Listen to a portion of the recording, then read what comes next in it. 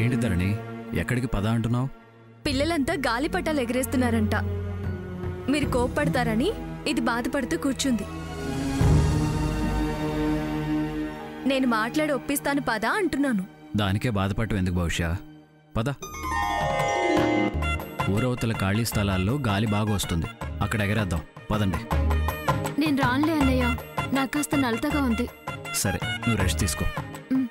పద్దరణి.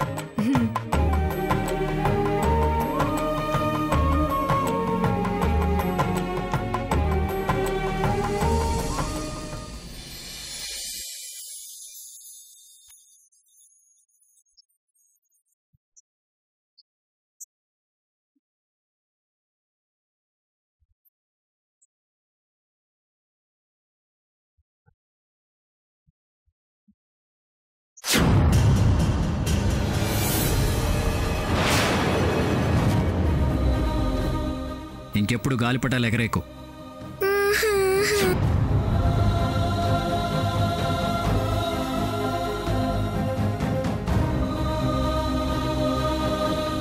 ఆదిత్య గారు, అటు చూడండి, ఆ గాలిపటం పోటీకొస్తుంది.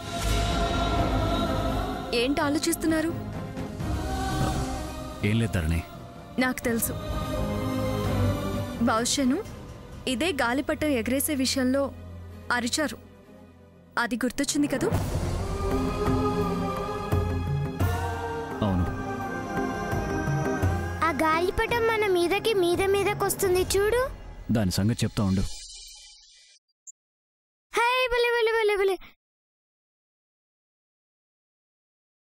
దారం వదిలేయండి. ఆ ఎర్ర గాలిపటాన్ని కూడా తెంచేయి.